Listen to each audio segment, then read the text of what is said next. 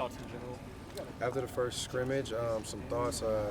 If we do a better job on first down, it'll put us in some better second downs and lead some really good third downs. We've been talking about that just for a long time now, and then it showed up today in some of the situations you guys were watching practice.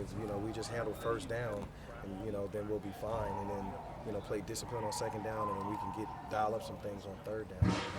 But I thought guys tackled well. We played the third down situations, well, and then we did a really good job in the red zone as well. So I was really pleased, but as we continue to go, we just got to continue to build on some things and just the awareness, the situations, the field positions. What specifically about first downs do you think needs to get better? Well, we just got to make sure we play tight coverage and first of all stop the run, okay? Because it's better to play second down at like 2nd 8, maybe 2nd and 7. You get a TFL, that's great, because then now they're playing like where they got to get half, and try to get half of it back, which is like, how many calls as an offensive coordinator like when it's 2nd and 8 plus, Then for us, what that does is it helps us so we're not playing in third and short, which is 1 to 2, or third and medium. When you get them in the third and longer windows, those percentages for a defense goes high, a little bit higher, 90%, where you're executing.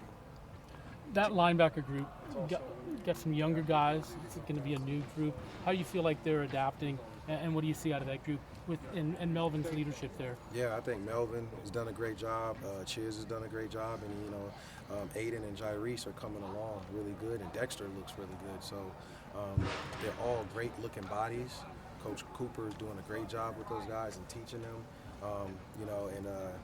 I'm just excited about them. I think we got a lot of versatility in that group right there, and it's been that way a long time.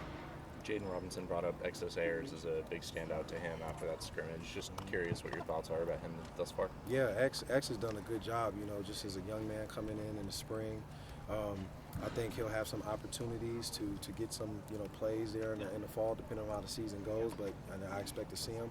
And he just needs to continue to progress just as a young man, understanding like this isn't high school no more. You got to really put your eyes on those receivers and be disciplined with your eyes, and then make sure you're in position when you're in position to make those plays. So you just got to do a great job just with the simple things. It sounds simple, put your eyes on your man, but sometimes it can be a little tough for a young guy. When in high school, you might have been looking at the quarterback a lot. Do you expect him to, see a lot of reps this season? I'm not certain of that. It just depends. We got other guys there. If he's playing, I don't know what that means, but if he's doing well and he's playing, great. We saw Kobe on the field today, some back and forth with Walker and some one-on-one drills.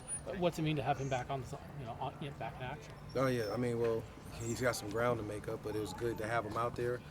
Just because, we're a couple weeks out now, and he's got a lot of reps that he has to catch up on, getting into the rhythm. But, just his foot timing, foot placement, technique, eyes, just all of it. And then, we got a lot of the playbook in right now. It's everything's in. So there'll be a little tweaks later on here and there, but he just has to catch up with just being on the same page with who he's playing with and around.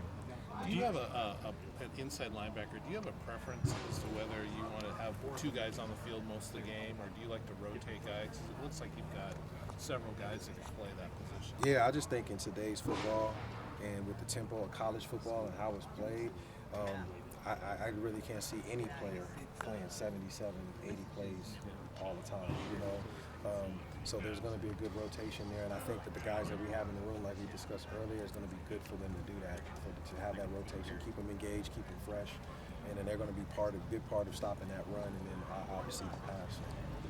A lot of young guys on that D-line room. What have you seen out of them so far throughout these first couple of weeks? Yeah, just there's a lot of young guys, like you said, and just out of them, just we got to be more consistent with some of our movement stuff. But, guys have been, flashing. And now when you say D-line, I'm going to say the outside linebackers too right there.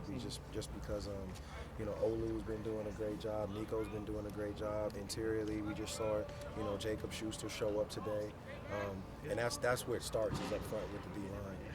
Because if we don't stop the run on first and second down, then third down is not going to be great for us.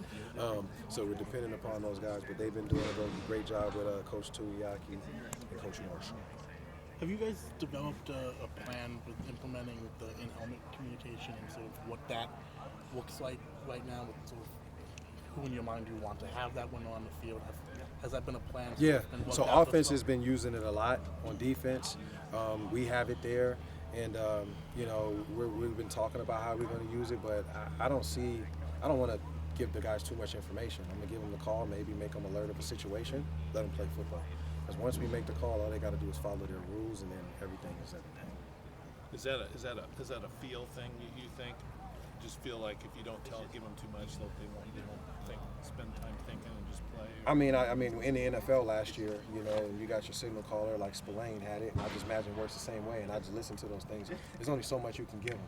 You know, you try to give him too much information, and that dude is doing so much where he has to set the front, he has to get in line, he has to play the run, he has to play the pass. So I'm cut off in 15 seconds anyway. And if you prepare him in practice, it's not a whole lot. I mean, maybe I can say, all right, this is alert the screen to the guys in front. Here's the call. That's about it.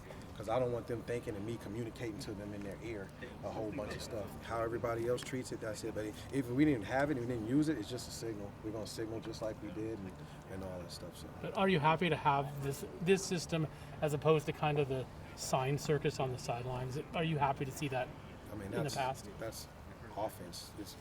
This is more for offense because then now he can talk. I think offensively they can talk to the quarterback and all that stuff. And they huddle, they can slow it down.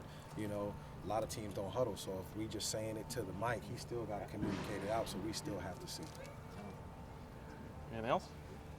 Thanks, Coach. Thank you.